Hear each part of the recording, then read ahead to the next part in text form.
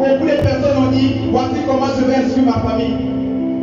Il y a eu le sang qui a coulé. Mais jusqu'à présent, je prie et je ne vois pas un changement. Jusqu'à présent, maintenant que je suis dans la présence de Dieu, je ne vois pas le mariage. Et là, je fais qu'avancer. Mais il y a un homme qui a eu à taper sa poitrine, il a dit qu'il n'y aura pas de mariage dans cette famille. Ce sont les hôtels qui sont bâtis en ce temps-là. À travers la parole, il y a des échanges, il y a des esprits qui sont maintenant dans ta famille. Mais comment s'élever pour faire face à ces hôtels? Comment vaincre les hôtels de ta famille? Connaître d'abord quel hôtel vous avez dans votre famille. Beaucoup de personnes aujourd'hui sont dans l'ignorance, ils ne connaissent pas l'histoire de leur famille. Oh, lorsque on a eu inscrit le livre de Matthieu, ces gens ne sont pas ignorants de commencer par la généalogie de Jésus, de commencer l'origine de Jésus, d'où Jésus revient, comment il a fait pour naître chez Marie. On nous parle du lion de la tribu de Juda, les enfants de Jacob. Mais c'est ça le problème. En aucun moment tu ne peux vaincre aucune bataille si tu ne connais pas l'origine de la bataille. Comment tu vas faire pour venir renverser l'autel que tu ne connais pas? Première chose, ou première question, comment vaincre les hôtels de notre famille? C'est connaître les hôtels que vous avez dans votre famille. Et beaucoup de personnes sont dans l'ignorance dans ce domaine. Et je me rappelle lorsque j'étais encore plus petit, il y avait mes parents qui parlaient souvent de ça. Je ne sais pas pourquoi. Ils parlaient souvent des totems de notre famille, comment ça fonctionnait et qu'ils devaient éviter ces choses. Et lorsque je me suis converti, j'ai commencé à comprendre certaines choses. Que voici ce qui fait face à ma famille. Voici les combats que nous avons. Voici les choses qui sont dites dans notre famille, concernant les femmes, concernant les hommes. Et c'est lorsque je me suis converti que je me suis rappelé de ces choses. Et je sais maintenant comment me lever dans ma famille s'il y a un problème, parce que je connais l'origine du problème. À aucun moment tu ne peux vaincre les batailles de ta famille si tu ne connais pas l'origine des batailles de ta famille. Et c'est ce qui tue aujourd'hui. Pourquoi? Parce que les parents ont eu à détruire leur famille. Nos grands-pères ont eu à détruire nos familles. Pourquoi? Parce qu'eux, ils ont tissé leurs hôtels avec des sacrifices. Aujourd'hui, qui fait en sorte que pendant que nous prions, ces hôtels parlent encore. Pourquoi ces hôtels parlent encore? Parce qu'ils ne sont pas encore renversés. Lorsqu'un enfant naît, on prend soin de bâtir cet enfant. On prend soin d'encadrer cet enfant. On prend soin de souhaiter le meilleur à cet enfant. Mais les parents également qui ont pris soin de dire aucun de mes enfants ne va voir le succès. Pourquoi? Parce que je refuse que si je meurs, deux personnes restent à bénéficier de la richesse de mes enfants ou du travail de mes enfants. Ce sont les réalités de notre famille. La Bible déclare que lorsque Jacob était sur le point de mourir, il a pris soin de bénir ses enfants. Il a appelé ses enfants, il a commencé à bénir ses enfants. Pourquoi? Parce qu'il savait une chose, il est en train de libérer ses enfants. Beaucoup de nos parents sont partis sans libérer nos familles. Beaucoup de nos parents sont partis sans couper les liens qui condamnent nos familles. Mais qu'est-ce que j'ai envie de te faire comprendre ce soir? C'est pour te faire comprendre que peu importe le péché que nos parents ont eu à amener dans notre famille, peu importe les hôtels qu'ils ont eu à bâtir dans notre famille, et c'est de faire comprendre qu'il n'y a plus de condamnation pour ceux qui sont en Christ. Parce que toi tu t'es levé, parce que toi tu as pris soin, que tu étais parmi les autres, mais le Seigneur a pris soin de t'appeler. Lorsqu'il t'a appelé, il t'a également accordé la grâce d'accepter le Seigneur Jésus-Christ comme Seigneur et Sauveur. Au moment où tu as accepté le Seigneur Jésus-Christ comme Seigneur et Sauveur, c'est à ce moment-là où les liens de ta famille ont commencé à se détacher. Où c'est là où les liens de ta famille ont commencé à se couper. Ces liens se coupent. Parce que tu as eu à faire quelque chose, mais simplement tu as posé l'action de te croire. De croire qu'il y a quelqu'un qui t'a aimé avant la fondation. Il y a quelqu'un qui a besoin de te racheter. Car les liens de ta famille qui faisaient face à toi auparavant, ces liens, quelqu'un a besoin d'acheter cela. Il a payé par son sang, afin que nous soyons libres, afin que nous soyons justifiés. Il n'y a plus de condamnation pour ceux-là qui ont accepté le Seigneur. Yes. Il n'y a plus de condamnation pour dire, dans ma famille, on ne peut pas se marier. Ces choses sont passées. Nous sommes dans le temps où les personnes doivent s'élever. Et moi je crois, car je ne suis plus les enfants de ma famille. Bien sûr que je sors de cette famille, mais je suis maintenant de la famille de famille. Mais moi, j'appartiens maintenant à Jésus. C'est-à-dire, si Jésus-Christ a besoin de me racheter, c'est que je ne suis plus n'importe qui. C'est que les liens de ma famille ne peuvent plus parler jusqu'à présent. C'est que le Seigneur de ma famille ne peut plus m'attaquer jusqu'à présent. C'est de ça qu'il est question ce soir. On parle des personnes qui savent que je suis restauré. On parle des personnes qui savent que je n'ai plus de condamnation en moi. Peu importe si c'est le péché de mon père me poussé jusqu'à présent, c'est là pour au moment où moi j'ai accepté le Seigneur. Est-ce que je parle à quelqu'un ce soir?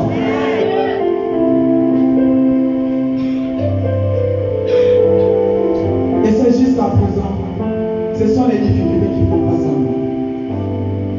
Je pouvais écouter un témoignage avant-hier. C'était un homme qui avait besoin des enfants. Pas des enfants, un homme qui avait besoin de faire un fils. Et il n'arrivait pas à faire des fils. Et lorsque sa femme a eu accouché, c'était une fille. Lui se disait que c'était un homme qui allait venir. Et lorsqu'il part à l'hôpital, il arrive, il est attristé. Il commence, je peux dire, maudire l'enfant. À dire, vous n'allez rien faire. Pourquoi? Parce que c'était une femme. Lui, il attendait à ce que ce soit un homme qui arrive. Il a commencé à maudire. Il a commencé à dire, vous n'allez pas avancer, vous allez rester dans la famille. Et lorsque cette femme, elle grandissait, elle également, elle a été maudite depuis son enfance, depuis sa naissance. Mais elle a eu enfanté également. Et c'est là où les combats de ces petits-enfants commencent maintenant. C'est-à-dire comment le père a eu à maudire l'enfant, qui veut dire ça rattrape maintenant ses petits-fils. Ces petits-fils ne pouvaient pas progresser. Peu importe le travail qu'il trouvait, il ne pouvait pas avoir un travail. Parce qu'il y avait déjà la malédiction dans sa famille. Mais c'était un homme de Dieu qui priait. Mais il ne pouvait pas avancer parce qu'il y a quelqu'un qui a pris soin. Il y a quelqu'un qui a pris soin de dire, voici ce que vous serez demain. Mais jusqu'aujourd'hui, il y a des personnes qui sont toujours touchées par ça. Je vais simplement prendre ce passage de Romains 8, verset 35, comme nous avons lu au début. Il dit ceci: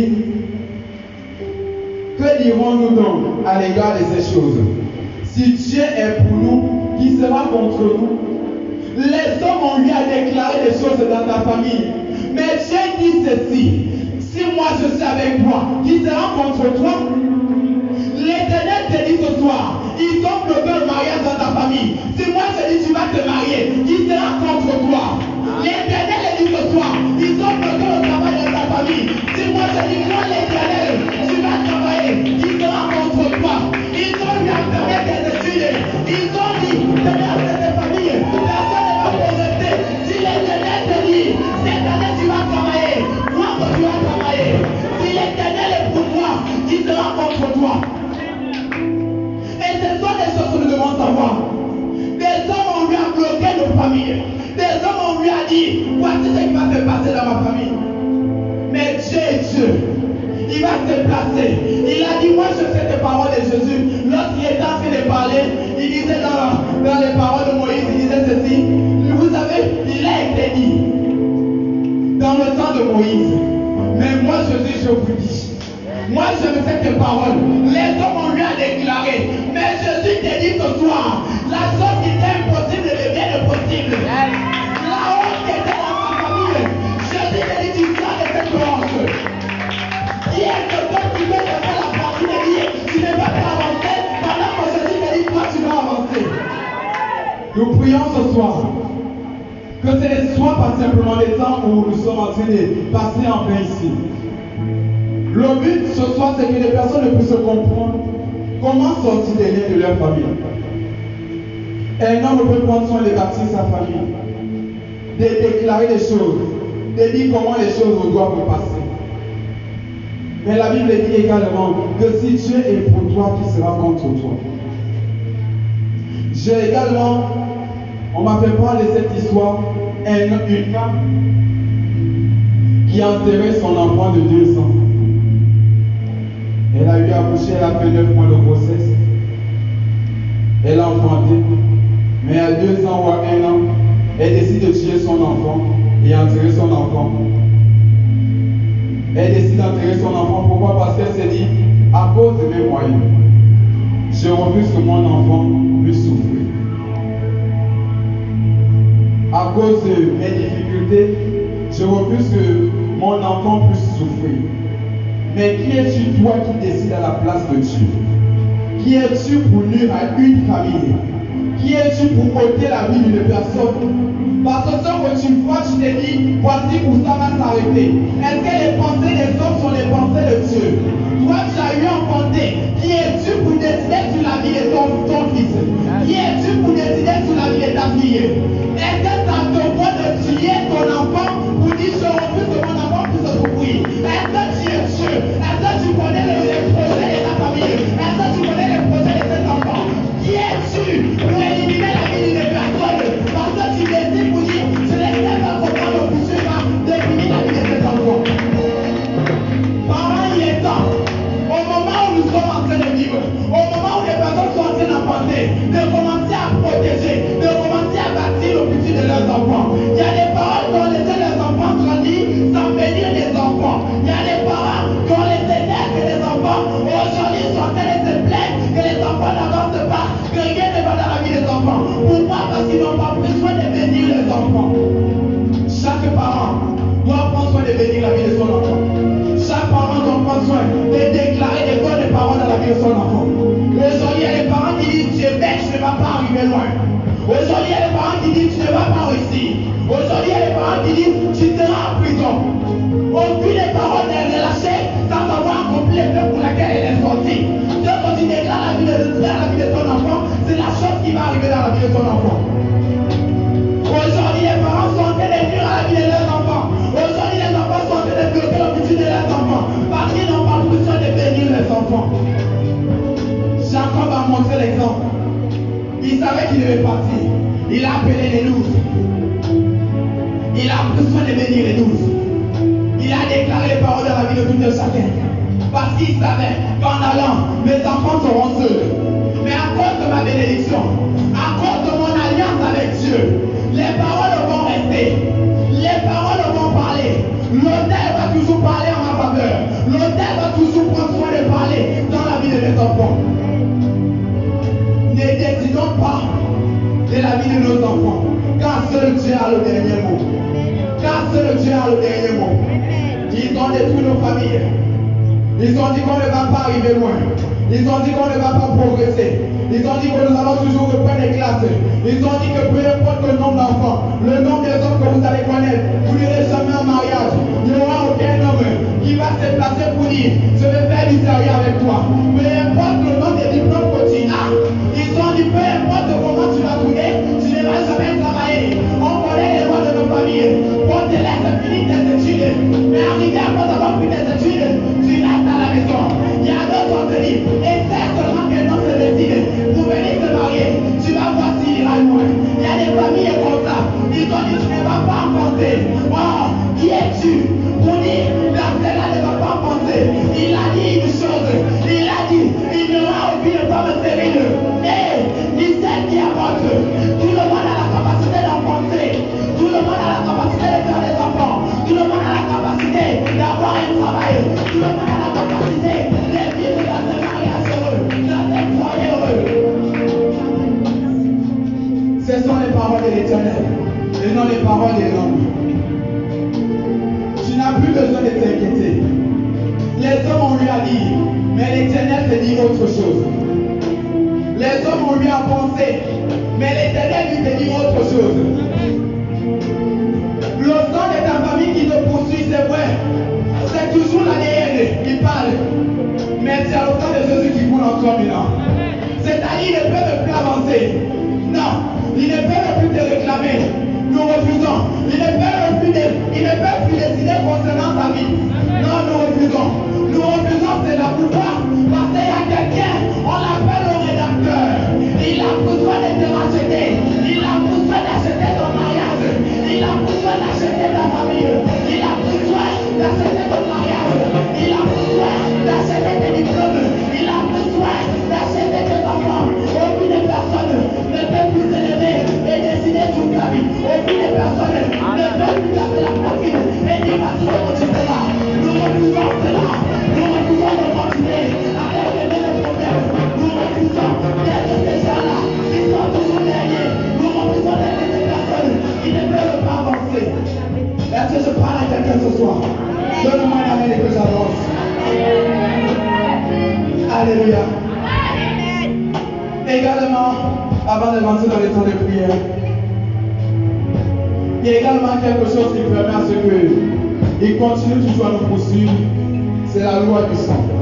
Quelqu'un dit avec moi la loi du sang. Le sang a une puissance que beaucoup de personnes négligent. À travers le sang, on peut avoir toute la famille. À travers ton sang, on peut condamner toute la famille. Voilà pourquoi les hôtels qu'ils ont eu à bâtir, c'était par le sang. Voilà pourquoi peu importe l'endroit où tu peux te trouver, ils ont la capacité de te retrouver juste à travers ton sang. Mais ce soir, j'aimerais que nous puissions comprendre une chose. Le sang des hommes passe. La Bible déclare qu'à chaque fois que le peuple Israël ou les enfants de Dieu avaient offensé Dieu, ils passaient simplement à travers des sacrifices. C'était un passe-temps. Ils étaient simplement en train de couvrir le péché. Ils étaient simplement en train de couvrir la condamnation. Mais il y a un sang qui a été jugé digne. Il y a un sang qui a la capacité de te rendre pur. Il y a un sang qui a la capacité de te restaurer. Peu importe ce qui se passe à toi. Il y a un sang, c'est le sang de l'agneau. Le sang de l'agneau de Dieu qui rentre le péché du monde. Peu importe le péché de ta famille. Ou le sang de ta famille parle encore. À travers le sang de Jésus, tu es restauré. À travers le sang de Jésus, tu es justifié. À travers le sang de Jésus, il ne peut plus t'appeler. Est-ce que quelqu'un peut invoquer le sang de Jésus? Est-ce que quelqu'un peut prier invoquer le sang de Jésus? Nous ne sommes plus là pour le sang de nos pères. Nous ne sommes plus là pour la terre de nos familles. Je veux que quelqu'un puisse invoquer le sang de Jésus. Non, quelqu'un commence à pleurer le sang de Jésus dans sa famille. Au nom de Jésus.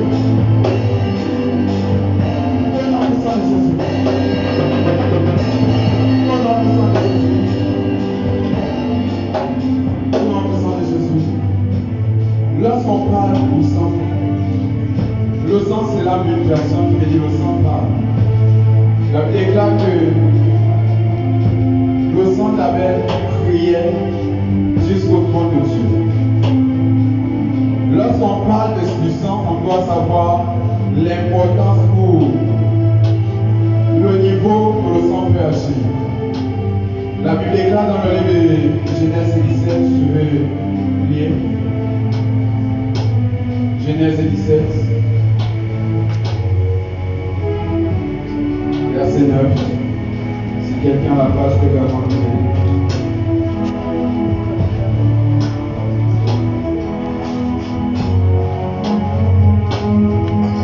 Genèse 17, verset 9. Genèse 17, verset 9, il dit: Je dis à Abraham, toi tu garderas mon alliance, toi et tes descendants après toi, selon leur génération. Continue. C'est ici mon alliance, que vous garderez entre moi et vous, et ta postérité après toi. Tout mâle parmi vous sera circoncis. Continue 11. Vous me circoncirez, et ce sera un signe d'alliance entre moi et vous. Verset 12. À l'âge de 8 jours, tout mâle parmi vous sera circoncis, selon vos générations, qu'il soit né dans la maison ou qu'il soit acquis à prix d'argent de tout fils d'étranger, sans appartenir à ta race. Amen. Amen. Là, nous sommes dans l'Ancien Testament de l'alliance de Dieu avec Abraham. Lorsque Dieu a eu à tisser l'alliance avec Abraham, c'était sur la base du sang. Et c'est la génération qui devait suivre après Abraham, sa postérité devait également suivre le même sacrifice. C'était sur le sang. Et c'était tout mâle devait être circoncis au 8e jour. Et c'est ce qui fait en sorte que lorsqu'on parle dans le livre d'Exode, la Bible déclare que Moïse, que Dieu avait appelé, La Bible déclare que lorsque Dieu a appelé Moïse pour l'envoyer en Égypte, il était avec sa femme, Séphora. Et lorsque Dieu décide, parce que Moïse n'était pas circoncis, si on parle que Dieu est venu pour ôter la vie de Moïse. Parce que ça déclare que dans le livre de Exode 4, verset 24 à 26, la Bible dit ceci que Dieu vient pour tuer Moïse parce que Moïse n'était pas encore sous l'alliance d'Abraham. Mais il y a une femme qui va s'élever, qui connaissait l'importance de ce sacrifice, qui connaissait l'importance du sang. C'était Séphora. La Bible déclare qu'il va prendre le couteau et couper le prépuce de son fils et mettre cela sur Abraham. Et sur Moïse plutôt. Et c'est à ce moment que Dieu va s'arrêter. Parce que Séphora va dire, voici l'alliance que je fais sur l'alliance du sang. Ce que j'aimerais faire comprendre à quelqu'un ce soir, c'est que le sang parle. C'est que le sang de notre famille parle. Mais si nous, dans notre tête, nous n'admettons pas que nous sommes nés de nouveau, ils vont toujours nous avoir à travers notre sang. Ce que j'aimerais amener à ceux que les personnes ne comprennent ce soir, c'est de connaître l'importance du sang. On ne nous demande pas de rejeter la famille, mais on nous demande de connaître l'importance du sang. Parce que s'ils ont eu à bâtir leur hôtel à travers le sang, et que nous portons le même sang, on ne peut nulle part fuir ce lien. Ces liens vont toujours nous attraper.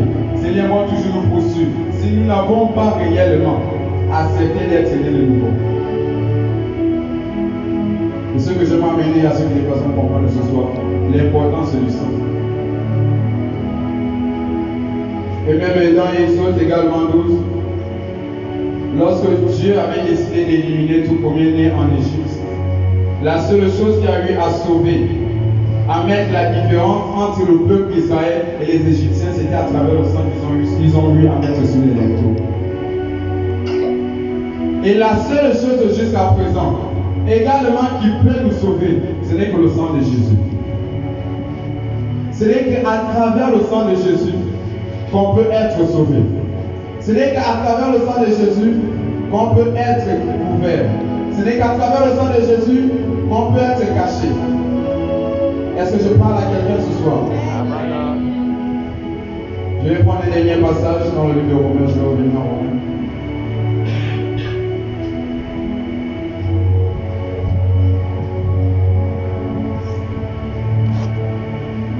Romains 8 et 33. Il dit, qui accusera encore les élus de Dieu? Quel homme qui peut s'élever, t'accuser, te condamner? Quel homme qui peut se dire, voici comment ta vie va finir? Dieu lui-même nous a déclaré juste. Dieu lui-même nous a justifié. Dieu lui-même nous a choisi. Qui accusera encore les élus de Dieu? Lorsque Dieu a choisi quelqu'un, lorsque Dieu a appelé une personne, son histoire ne se limite plus aux hommes, mais son histoire dépend déjà entre Dieu et lui. Aucune personne ne peut plus s'élever pour dire, tu n'iras nulle part. Lorsque Dieu t'a déclaré juste, aucune personne ne peut te déclarer injuste. Et il dit, verset 24, qui les condamnera? Christ est mort bien plus qu'il est ressuscité. Il est à la droite de Dieu. Il est intercède pour nous. Le meilleur travail d'une personne, le meilleur travail, au-delà de ce qu'il a eu à faire sur cette terre, au-delà des marches, des combats qu'il a eu à vivre, au moment lorsqu'on passe les mois au ciel pour aller se reposer, c'est pour aller rester à côté du Père, en train d'intercéder, en train d'intercéder, en train de prier pour nous, en train de prier pour nous, en train de prier pour nous. Et jusqu'à présent, tu n'as pas encore compris cela. Que pendant que toi tu es en train de dormir, il y a quelqu'un qui prie toujours pour toi. Ce n'est pas un homme, mais c'est Dieu lui-même qui intercède encore pour toi. Après, une personne va se décider sur ta famille. C'est qui cet homme qui s'élève encore contre ta famille? C'est qui cette femme qui est assise dans votre famille, qui décide comment les choses vont avancer? Cette femme a quel pouvoir de dire, voici comment cette famille va finir? Qui a donné le pouvoir aux hommes de condamner béni de Dieu. Peu importe les liens, peu importe d'où nous venons, aucune personne ne peut plus nous condamner. Aucune personne ne peut plus nous condamner. Les choses anciennes sont passées. Personne ne peut plus décider sur notre vie. Et c'est ça. Au moment où nous comprenons cela, nous commençons à rentrer à réclamer les choses. Les choses qui doivent venir. Les choses dont nous sommes censés bénéficier.